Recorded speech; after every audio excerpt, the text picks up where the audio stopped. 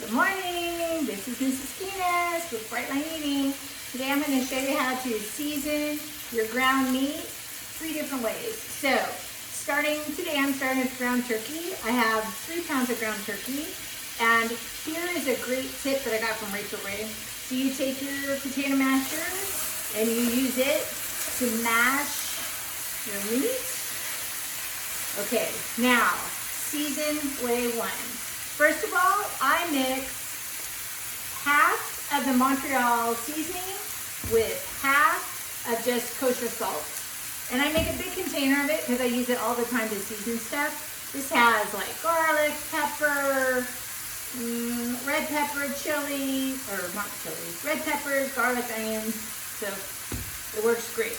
So for every pound of meat, I use a teaspoon of this mixture.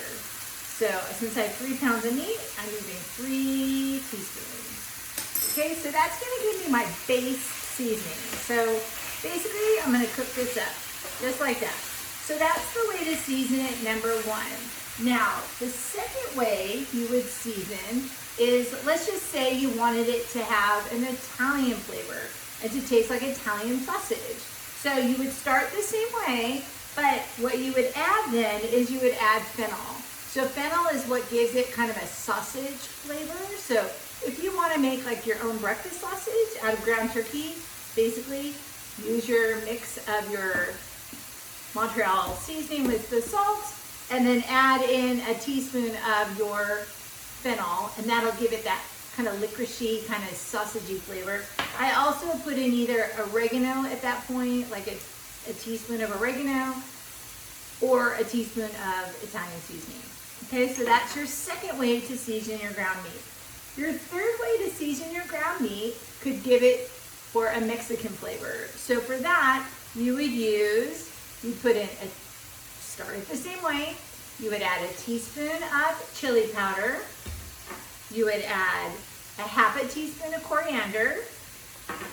You would add a teaspoon of cumin, a teaspoon of garlic powder, and a teaspoon of oregano. Now, that would be if you were doing like 1 package of ground turkey, which is usually about 1.5 pounds. If you're doing like all this meat, you would double it. So what I could do today if I wanted to is I could take half of this meat before I started. I would have done 1 batch Italian and 1 batch with the Mexican flavors. To me, I want just to have just a regular kind of basic seasoning for all this meat. And then I could go back and I could flavor it up with my Mexican flavor later. I would just put that meat that's already cooked on the stove to heat it up. I'd put some water in, and then I would add those seasonings and let it cook for like 10 minutes, and that'll give it that flavor. So I hope that gives you a good idea of how to do your ground meat 3 ways.